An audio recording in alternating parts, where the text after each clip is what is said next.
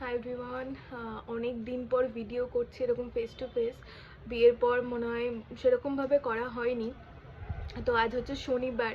তো এই কিছুক্ষণ আগে শনি মন্দিরে পুজো দিয়ে এলাম। এটা আমরা প্রত্যেক শনিবারই যাই, কর্তামশাই আর আমি গিয়ে পুজো দিয়ে আসি শনি মন্দিরে। আর কিছু কেনাকাটি ছিল, কারণ কাল হচ্ছে জামাই ষষ্ঠী, রবিবার। তো মানে সবাই শাশুড়ি মায়েরা তো ব্যস্ত যে জামাইকে কীভাবে কি বলবো আপ্যায়ন করবে, জামাইকে কি কি পদ রান্না করে খাওয়াবে। এটা সব থেকে বড় দায়িত্ব থাকে যে জামাই আসছে, জামাইকে কি কি পদ রান্না করে খাওয়ানো যায়। মানে শাশুড়ি মায়েরা যতটা পারে করার চেষ্টা করে।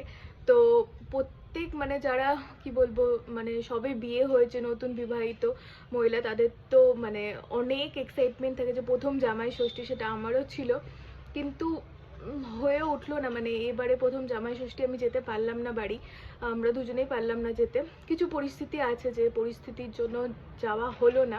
হ্যাঁ, এক্সাইটমেন্ট ছিল খুবই, যে মানে আগে ভাবতাম যে এরকম প্রথম জামাই ষষ্ঠী দেখেছি এরকম যে সবাই মানে শাশুড়ি মায়েরা এত রান্না করে মানে জামাই আপ্যায়ন করে এত কিছু করে। আমারও ইচ্ছে ছিল যে বিয়ের পর এরকমভাবে মানে জামাই ষষ্ঠী যাব মায়ের কাছে, মা রান্না বান্না করে খাওয়াবে, একটা আলাদাই আনন্দ। কিন্তু কিছু করার নেই, সব কিছু তো হয় না, মানে চাইলেই যে হবে সেটা হয় না। তো ঠিক আছে, কি করব, আমাদের হলো না এবার। আছে কিছু পরিস্থিতির জন্য আমরা যেতে পারলাম না, সে ঠিক আছে, কি করা যাবে। তো তার জন্যেই কালকে আমি যতটা পারবো আয়োজন করার চেষ্টা করছি। কিছু কিছু জিনিস কিনে এনেছি, কালকে আমি রান্না করে কর্তামশাইকে খাওয়াবো যেটুকু পারবো। একা হাতে জানি না কতটা পারবো, আয়োজন তো করেছি, কিন্তু দেখা যাক।